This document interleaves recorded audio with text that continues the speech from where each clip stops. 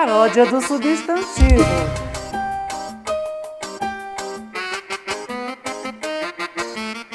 Preste atenção, vou explicar um conteúdo e sei que vai compreender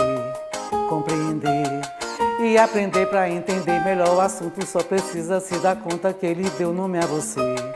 Mas mesmo assim, vou explicar.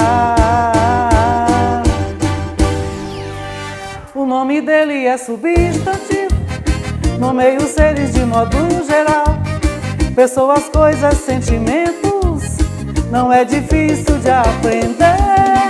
O nome dele é substantivo, nomeia os seres de modo geral, pessoas, coisas, sentimentos, não é difícil aprender.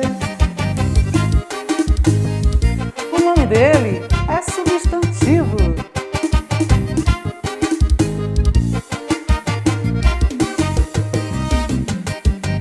Classificando pra melhor você poder compreender e aprender. Tem primitivo, derivado, tem um simples, o composto ficou fácil pra você. Mas mesmo assim, vou explicar.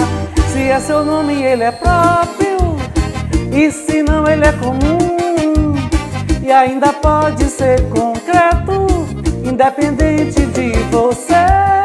Ou se não é abstrato, também tem o coletivo. E tudo é substantivo, mais uma paródia pra você.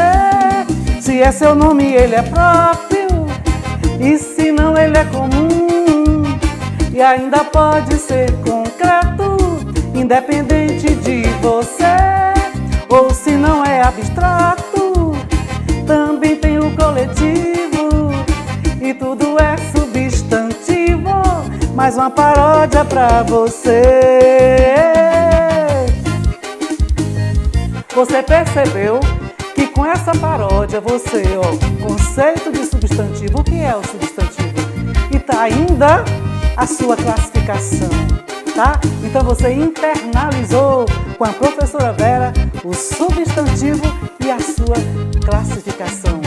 O nome dele é substantivo.